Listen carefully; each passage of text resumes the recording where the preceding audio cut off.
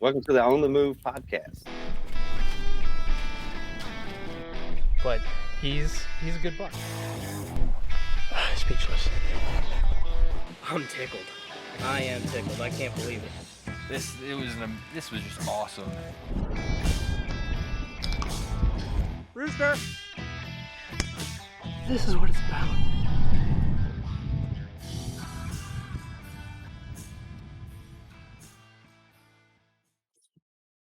Hey, everybody, welcome back to this episode of On the Move presented by Move Outdoors.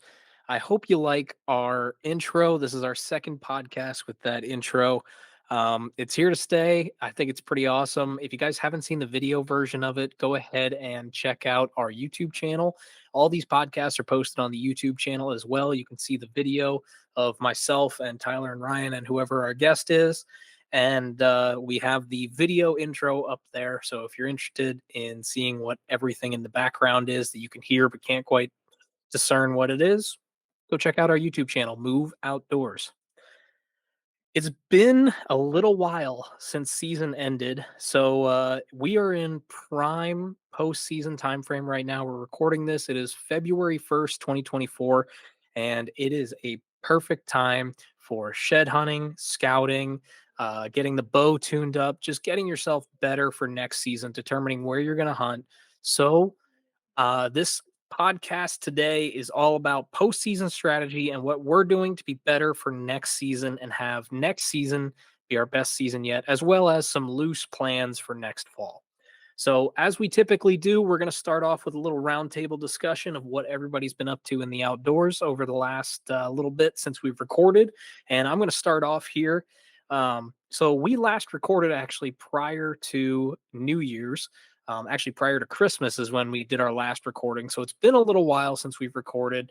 Since then, I went home, did a little bit of flintlock hunting over Christmas in Pennsylvania. Was unfortunately not successful, but I did have a lot of fun getting to hunt with some old coworkers and friends and my family. Of course, it was great to hunt with them. Just go out with the flintlock. And honestly, I didn't really care too much about getting a deer. It was mostly about spending time with friends and family.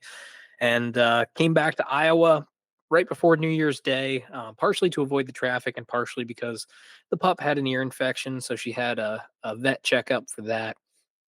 But I was able to go hunting here in Iowa on January 1st, 2024.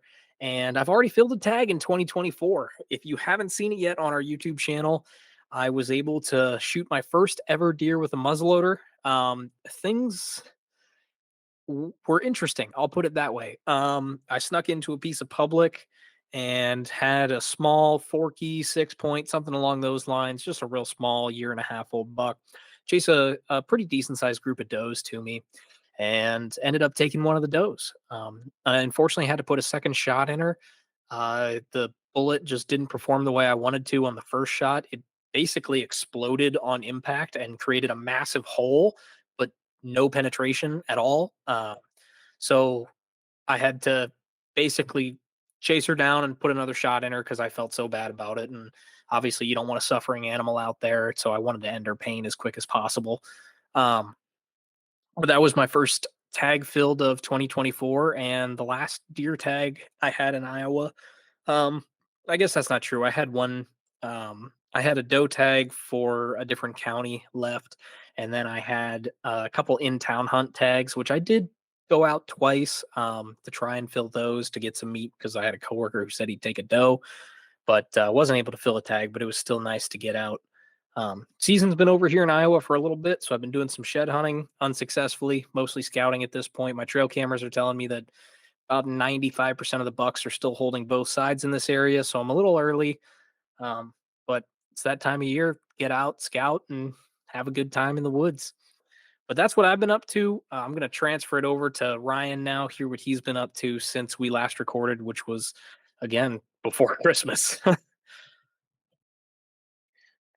Yeah, so in Pennsylvania, the flintlock season kicks off the day after Christmas. I had lots of meat in the freezer this year, fortunately, so I didn't do a whole lot of flintlock hunting other than doing some walking around for my dad, my uncle, and participated with Zach and Tyler and a couple other friends when Zach came home. So we didn't have any success. My dad did shoot his first deer with a bow, that being a crossbow. But he was really excited. He got a nice big doe for the freezer for the winter. So he made a great shot, about 30 yards and right through the heart. She ran maybe 40 yards and was good. And I got to help him drag it after work. So that was always a good end of the day. But other than that, I guess I've been spending a lot of time with my older dog, who is about a year and a half now, and we've been doing rabbit hunting just about every weekend since Christmas, and that's going really well. We've been on a couple private farms and also some public ground, which kind of has been good. I've been exploring more public ground recently through rabbit hunting, but also uh, been marking some trails and some good deer bedding area. We've been seeing some deer in the thick cover that I'm hunting rabbits in, so I've been making some marks on onX to keep track of that. Um, but yeah, other than that, not a whole lot. We did have some snow that was on the ground for probably about a week.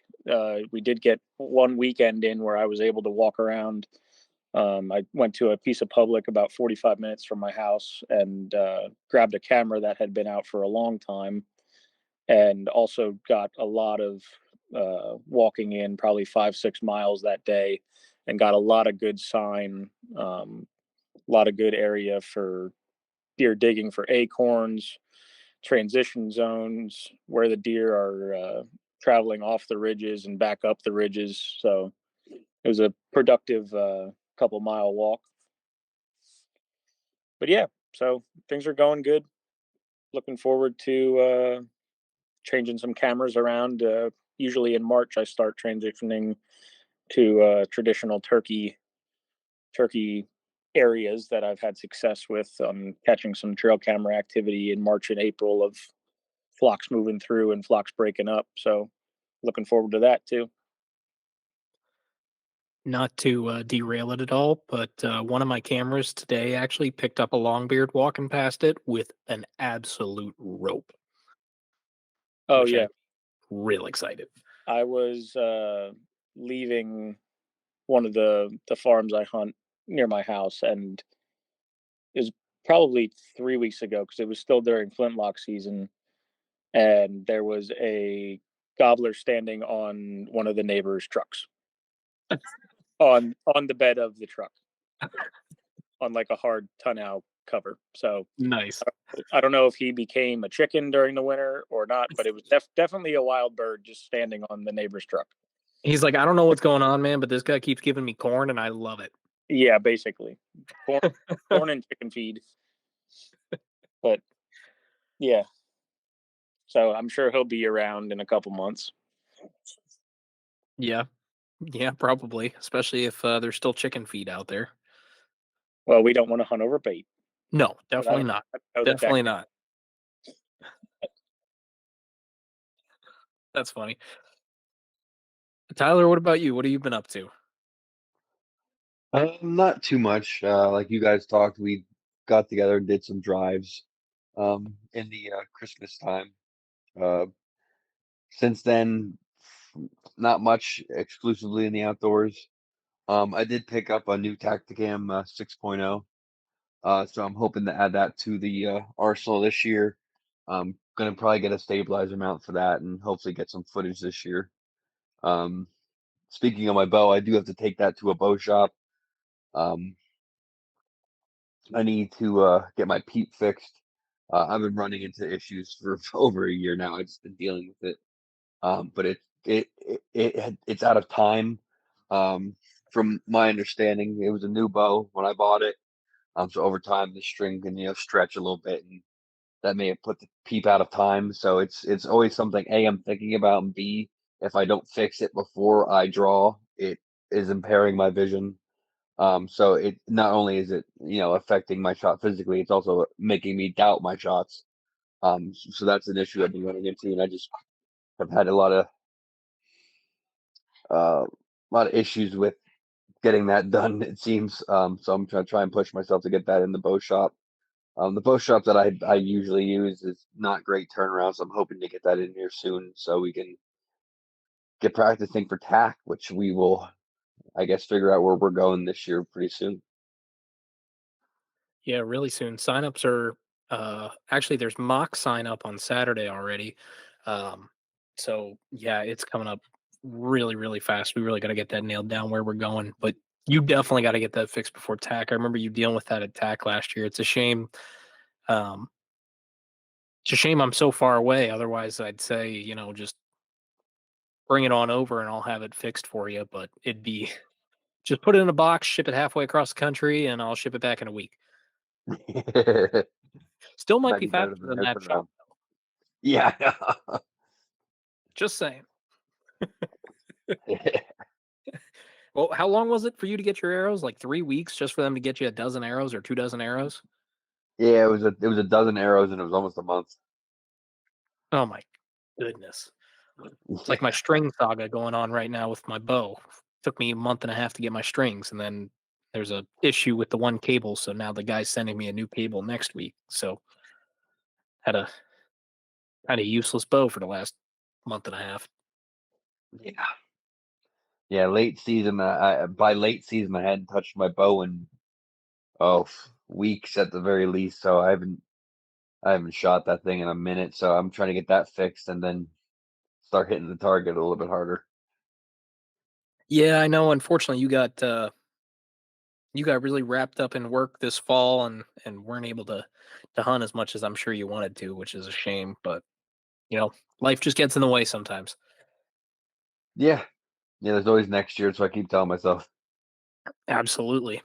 But speaking of next year, since it is off season now and it is the topic of this podcast, what are you going to do this winter and spring to get yourself ready and find new spots or hammer down certain spots that you're looking at? Or are you doing any scouting or walking around or anything on the weekends? I haven't had time yet to do any weekend scouting, but I know I've narrowed down my search a little bit. Um, just by coincidence, the area I hunted up in the Poconos, I was able to access that area more easily because I had a family member with a home in the area, but he is unfortunately selling it. So I will not have a base camp to easily access 3D. So I'm gonna have to spend probably even less time up there, unfortunately. So I think I'm gonna focus a little bit more on the areas where I was having close encounters. Small patches that I have a little bit of pressure to them. I say a little bit as in there's a good amount of pressure, but I think I'm going to put some cameras in there in the spots where I did have run-ins or I saw good sign. Um, just try and see what made it through the season because I had seen that nice buck in archery there. I had seen a nice black bear in archery there. So see what made it through there and see what kind of action I can get going there. Um, I want to try uh, to branch out a little bit. Um, I live right on the border of 5C and 4C in Pennsylvania, and the 4C area that I've locked onto in the past couple of years is not produced. In rifle season, we sat there, and a guy maybe 100 yards at most shot a doe, and we saw him at the bottom of the mountain at the end of the day, and he said, I wasn't sure I wanted to shoot something today, but this mountain, you got to take whatever you can get. That kind of made it click for me. As he's like, if this guy who's been hunting this for years is saying that, maybe I need to branch out from this area a little bit more. 4C has some good spots that I know your family's probably familiar with Zach. A lot of my coworkers recommend me spots in 4C, so I'm gonna see if I can branch out a little bit further into 4C. It's not super inconvenient for me to do that. Like I said, I'm on the border between 5 and 4C, so it makes sense to try and branch out a little bit more.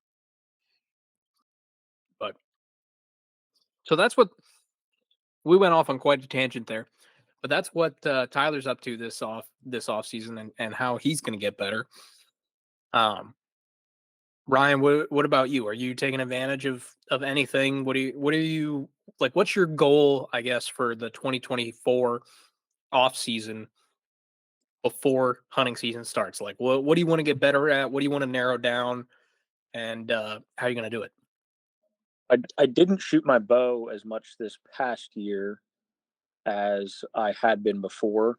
So I'd like to get back into a routine of going to at least one or two shoots during the summer months per month, um, just to gain more confidence in my bow.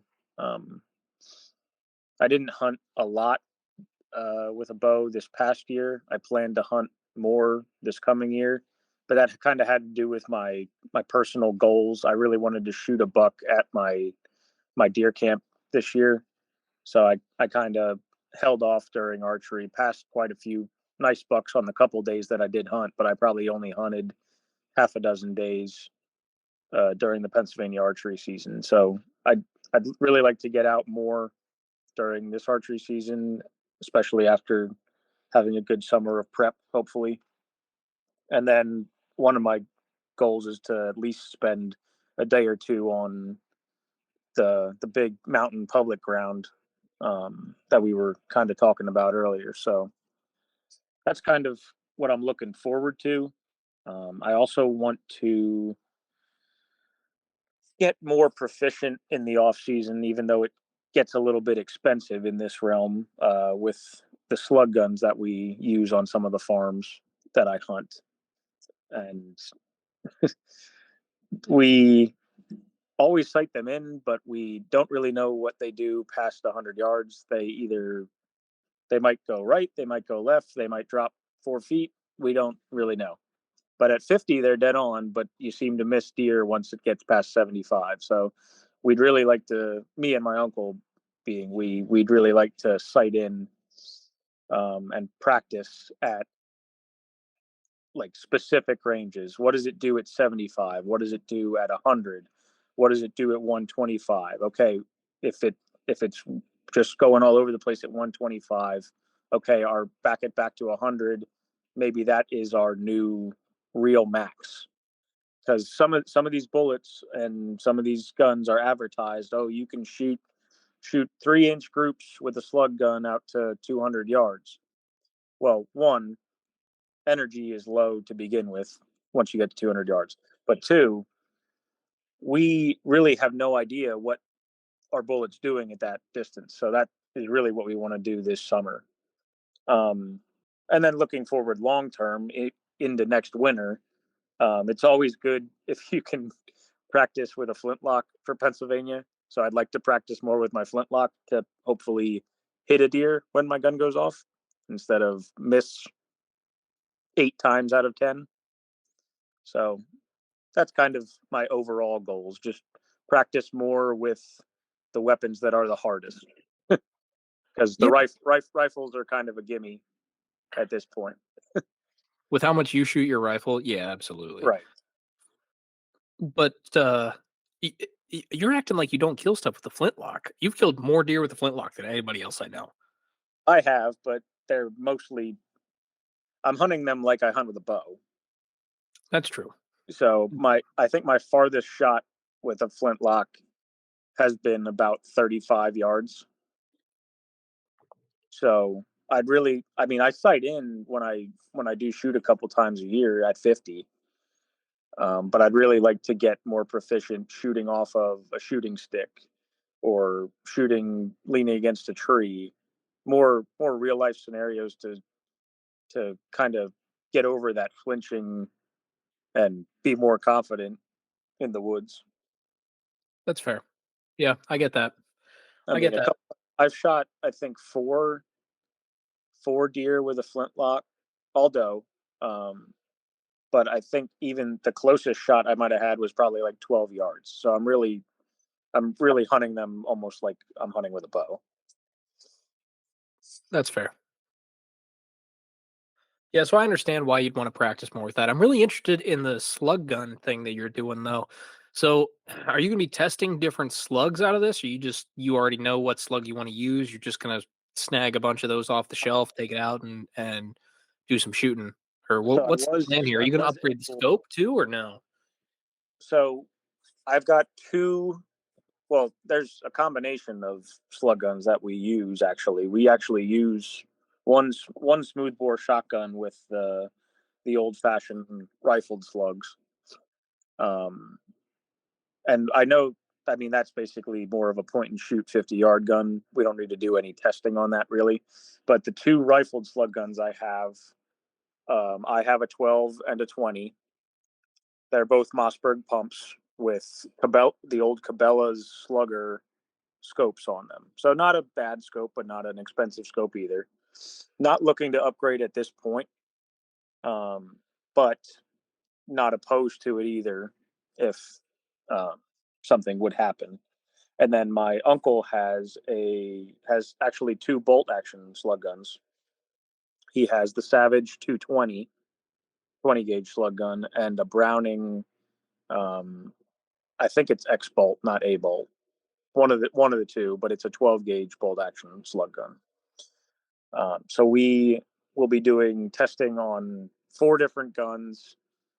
Mostly, we'll be using the Hornady SXT slugs. They're the easiest to find, and the last couple years since COVID, it's been brutal to find slugs actually. But I also have some Federal 20 gauges, and my uncle has some Remington AccuTip 20 gauges. So we're going to kind of do a little bit of ammo testing, but it's more based on what the bullets are performing at different distances.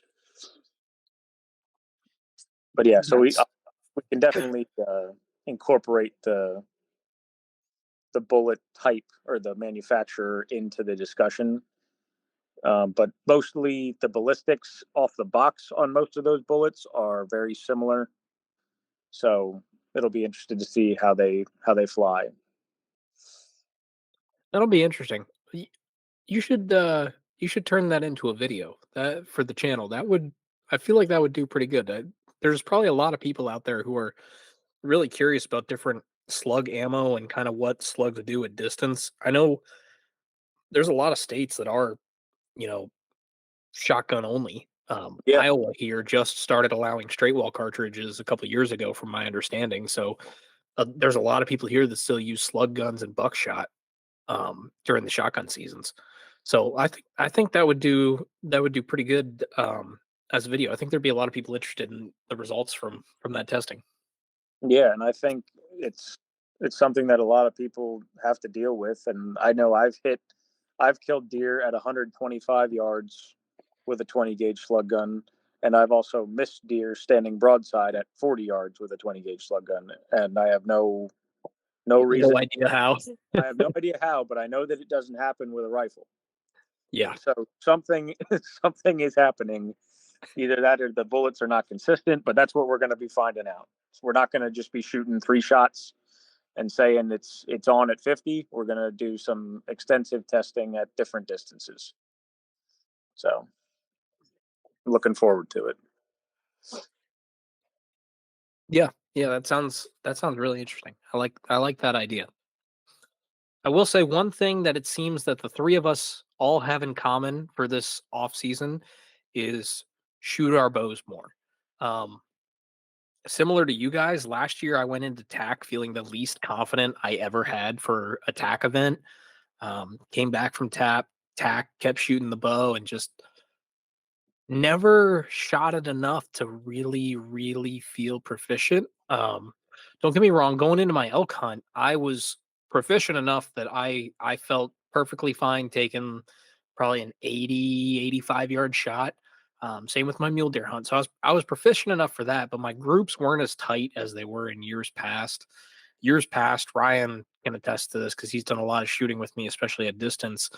I mean, when I shot a lot in the previous years, I could keep it inside of a softball at 100 yards, um, which is fantastic. But I just never got that this year. I didn't shoot my bow enough. The shooting that I did do was all like local 3D courses where the farthest shot was like 40 yards or something. So I felt great 40 and in, but once you started putting a little distance, the groups were bigger than they were in years past, and I need to tidy that up this year and really focus on shot process and just making better shots. Practicing more with the bow, feeling better with it. I think part of it was I switched to that Elite Omnia last year, and I liked it. It wasn't a bad bow by any means, but I never shot it as good as I shot my Matthews. So I've actually traded that bow in now. I have a Matthews again. I bought the Phase 433, which we'll see if that was the right decision or not. There's a small part of me that says I should have. I shot the Phase 4 both sizes and the lift both sizes, and to be honest, I did like the lift more, but I didn't want to spend the extra money. Looking back, I don't know that that was the right decision, but it's too late now. It'd be a really, really stupid financial decision to go back and swap that bow out. I'd lose hundreds of dollars, so it's not worth it anymore. Um, I'd rather just keep the Phase 4 now for a couple years and then swap it for something else in 2 3 years or something like that. But anyway, yeah, just being more proficient with my bow is certainly on my off season to do list. Shoot the bow a lot more. I want to get back in the habit of shooting the bow 3 times a week at least at distance, because that's what I was doing back in Pennsylvania. We Brian and I belong to a little club where you could really stretch it out. If nobody was there, you could stretch it out to 100 yards pretty easily. So I did that a lot the previous 2 years, and then moving to Iowa here. Part of it was finding places to shoot and moving into a new environment, meeting people, settling in, that kind of stuff. Um, so this year I really want to hit shooting the bow hard. And then the big thing for me is just learning these Iowa properties better that I've been hunting. I did a lot of in-season scouting last year, and don't get me wrong, I had a ton of success. I've seen more bucks than I've ever seen in my life. I saw more mature bucks than I've ever seen in my life. I screwed up an opportunity on a 130-inch 8 point. Well, he would have been about 130 inches if he hadn't broke off one of his tines, but that video is not on the channel yet. Um, I got my first 10 point, which was awesome. I was full draw on a 150-inch. I don't even know what he was. He was a mainframe 10 with a bunch of kickers, and he was 35 yards broadside. I was full draw, and I needed him to take one step, and I would have had a shot. Instead, he just ran through the opening after a doe and chasing off another smaller buck. So didn't get a shot off on him, but I mean, I saw deer all year long, but one thing I never hammered down really was bedding areas. So I really want to focus on bedding areas, and particularly buck bedding and river bottoms, because I am very unfamiliar with that. The first part of the season, I was really struggling to get on anything of significance deer wise. I could see does, I could see small bucks, but I was really having a hard time nailing down where the bucks were living, the mature bucks were living, until pretty much until the third week of October, once I started getting a little more active, a little more scraping and stuff like that. So my goal is to really narrow down that buck bedding and learn these properties that I've been hunting a lot better. Because moving here in Iowa or in April of last year put me at a disadvantage. It was after all the snow. By the time I moved, the green up had already started. So I really got no time to scout the previous year's sign. So that's my number one absolute top goal is scout my butt off. I've got 9 miles on the boots this year so far. That's over the last 2 weekends. For a little while, I couldn't get out here in Iowa because there was 2.5 feet of snow and it was -30 with the wind chill. So, yeah, I wasn't going outside in that. I choose life. Yeah, Zach, I think that, I mean, the year that we went to Wyoming, we shot a lot and we could both hit hearts on the range at 70. So we were both crazy confident. And I didn't even shoot my bow last year past 50 yards at all. So I need to get back to that to make myself better at 30. Because Mhm. when we talk, obviously when Zach talks about shooting at 100 yards, we we fully know that we're never going to shoot a deer at 100 yards with a bow. Yeah, I will But never shoot a whitetail at that distance it ever. makes you it makes 25 yards feel Like nothing. like 5. I Yeah. mean, it's just what it does to your confidence at close range and what it does for your form I think more than anything. For me, I taught myself how to shoot. I didn't have any mentor, so my form was all probably messed up with my old bow. Then I got a little bit nicer bow, like a mid-level Matthews, and Zach helped me. And basically, I think shooting at distance, you see what you're doing wrong, and it forces you to fix things, to really settle your pins, and it just makes shooting at normal hunting ranges that much easier. Well, yeah, I mean, when you're shooting 100 yards, every little mistake is amplified. I mean, if you guys need proof of that, just go back and watch our tack videos from last year. I'm pretty sure the thumbnail of one of them says we stink because we lost so many arrows that second day attack on the Sitka course. It was bad. It was by far the worst shooting we've ever done at tack. And I attribute it to we just didn't shoot our bows enough before tack. Um, that's really what it comes down to is we didn't shoot our bows enough. So, but yeah, those 100-yard shots at the range make 20 yards and 30 yards feel like they're right in your face, like you couldn't possibly miss. Now, don't get me wrong, you can still screw them up. Because heck, I screwed up a 7-yard shot this year on an elk. I I can make I can explain why it happened, but at the end of the day, it doesn't really matter because it happened and it's my fault. But that's a different story for another time. Um, the other question I want to ask both of you is: are you planning on doing any special hunts this fall? I know myself personally, I think I'm taking a year off Western hunts. I did three three technically Western hunts this year. Um, Wyoming elk, South Dakota mule deer, and South Dakota pheasant. And it was a lot of fun, but it was also a lot of travel, and it really hindered deer hunting, especially when I was 2 weeks during the deer season here in Iowa. I was in South Dakota, 1 week for mule deer, 1 week for pheasants. So that was it certainly hindered my ability. And I think I would have had more shot opportunities had I not done that. Not that I'm like, oh my god, I don't ever want to do that again because I had a ton of fun on those trips. They were awesome. But I'm just saying. So I think this year I want to focus on whitetails. I think this is going to be the year of whitetails for me. I know Ryan may be planning to apply for deer out here, but I know my dad and my brother are planning to apply for deer out here. And I know archery tags take a long time to draw. Gun tags are kind of 50-50 depending on the area. And I told him to look at the draw odds and basically if you can draw somewhere in Iowa, since I live here, I'll go scout it for you. And I can guarantee I can get them on deer. I can't guarantee I'm going to get them on super big deer, but I can guarantee I'm going to get them on deer. Um, so I want to save a week of vacation for that, a week of vacation for the Iowa rut, and then I got a week to burn yet, which I'm not entirely sure what I'm going to do with, honestly. Kind of see what happens. Maybe if I tag out early enough here in Iowa, I'll go up to Minnesota, Wisconsin, down to Missouri, East Illinois, something like that. I'll find a trip to do, but I really think this is going to be the year of whitetail for me, and I'm going to kind of be a quote unquote homebody this year. Um, what about you, Ryan? We'll start with you. I know you've done more traveling hunts in the past. I don't have anything planned, guided wise or anything extravagant planned for this coming year. I'm hoping to get out to you, Zach, maybe in May or late April for some like maybe 2 or 3 days of turkey hunting, and then potentially again or one or the other for deer in November sometime or even December. Um, that's really all that I've thought about for this year. But I've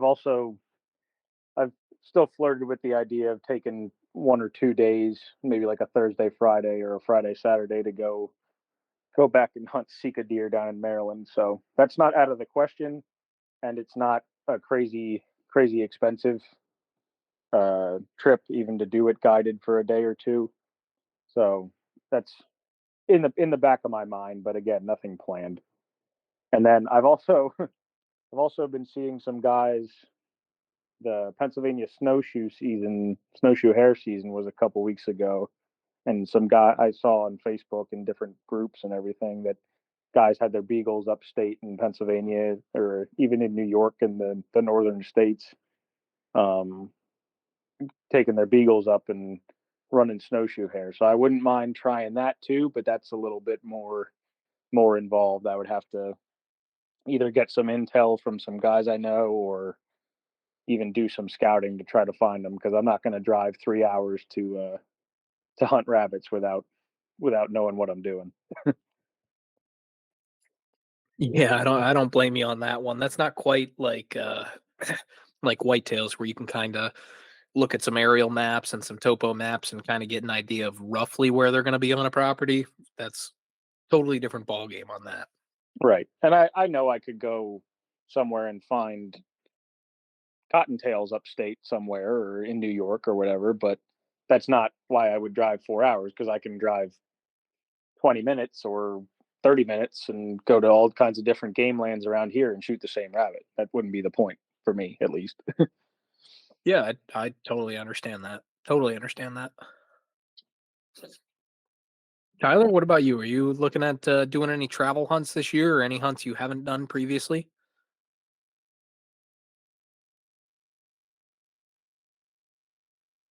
There's a solid chance Tyler's asleep. Very good chance. Should we keep that in the podcast? Maybe. I think it might be funny if we do. Folks, Tyler gets up really early for work, so he falls asleep pretty early as well. Anyway, Tyler's planning to come hunt with me at some point, but other than that, I don't think he plans on going out of state. Yeah, I don't think so. I don't think he has the vacation to really do that yet. I think he kind of is toying with the idea of potentially coming out to you, but he doesn't have anything serious planned. I'd love it if you guys would.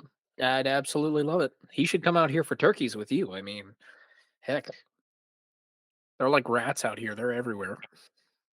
Yeah, that I don't think. I, am I? I think I'm right in saying this. I don't think Tyler ever shot turkey. No, Tyler's never shot a turkey. Yeah. Tyler has, I don't think, ever really gone turkey hunting because he typically has a hard time waking up in the morning. There's been a couple times I've tried to get him to go out, and he like, just, go back to sleep. Yeah, Tyler is not a 4 a.m. kind of guy. Although he's a 5 a.m. kind of guy for work. But that extra Yeah. hour for 4 a.m. is not ideal. Yep. It's not really ideal for anybody, but we do it anyway. Yeah, pretty much. Pretty much. It's so funny because I can't get up at 6 o'clock for work, but man, that alarm goes off at 3:30 in the morning on a Saturday during deer season, and I'm up and at 'em.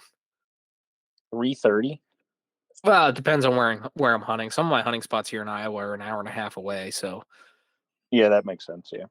yeah. So then it's up at 3:30, leave the house between 4:15 and 4:30, get to the hunting spot at 6 o'clock, and it might get light out at 6:45, 7. So normally I'm just finished getting set at that point. And I do like to be set up generally like a half hour before daylight. So that makes it even earlier then. Right. Yeah. Ideally, it's good to be quiet for at least 15, 20 minutes before daylight. Yeah. Yeah. That's what I like to do. So yeah, I mean that or I got some spots that I gotta hike in for a long ways. So generally I'm waking up pretty early for deer hunting, honestly. That's why I like pheasant hunting. Pheasant hunting here in Iowa, you can't even start shooting them till 8 o'clock in the morning. So that is Oh yeah, you're only allowed to shoot them between 8 and 4. that's interesting. It is. It's really interesting. It's because the birds come out onto the road to put gravel in their why am I blanking on the word right now? Crawl. Craw, yeah, yeah, yeah. They need gravel for their craw, so they come out to the road and they'd be too easy to shoot if you started hunting them before 8 a.m. or after 4 p.m. So they just kind of you can't hunt them you can't hunt them outside of 8 a.m. to 4 p.m. That's interesting. It is. It is. It's really interesting. But In it's Pennsylvania, great. you can shoot them out of the back of the truck. Oh, yeah, basically. Oh my That's God. all that the guys don't even let them run around. They just follow the stocking truck around, which is a whole other topic of conversation. But It is. And they get really mad too. Those guys like have all those the high dollar hunting dogs, and my dog's the greatest dog ever, which everybody thinks that.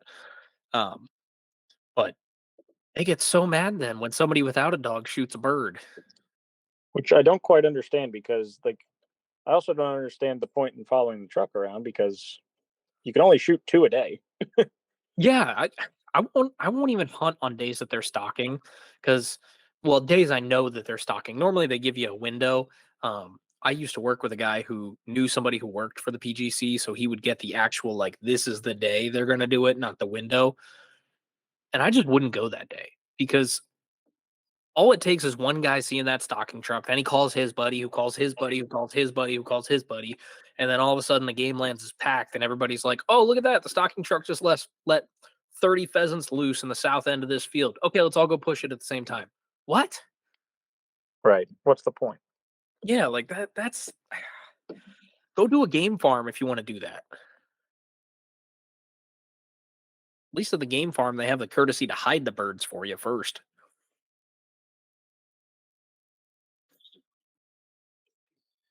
Anyway, that's a little bit of a tangent there. Yeah, this is a bit of a shorter podcast, guys.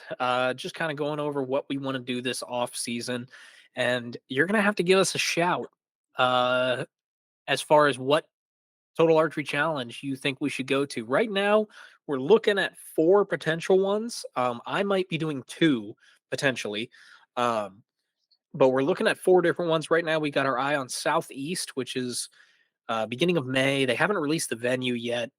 Pennsylvania, which you've gone to the last 2 years in a row. Michigan, and then possibly South Dakota. And myself personally, if we don't go to South Dakota, there's another group of guys that I work with now out here in Iowa that are looking at maybe going to South Dakota or Colorado. So I may or may not be going with them to one of those. But what do you think? Which one should we go to? The signups are coming up super fast. We got to make a decision. What do you think? Should we go back to Pennsylvania? I know you guys really like the Pennsylvania videos. Should we go try something new in the Southeast or Tennessee, or sorry, yeah, Southeast Tennessee or Michigan or South Dakota? Let us know. Comment. We really appreciate you guys listening here. And our next podcast is going to be on the topic of trail cameras. We're hoping to get that out here next week. We want to get back to a more consistent upload schedule. If you want to know where to find us and how to follow us, we're on Instagram at Move Outdoors Official, Facebook, Move Outdoors, and of course, YouTube, Move Outdoors. And lastly, if you really want to support us, the best things that you can do to support us are check out the YouTube channel, watch the videos, and head on over to our website, themoveoutdoors.com. We got some pretty sweet merchandise going on over there. Until next time, guys, you're on the move with Move Outdoors.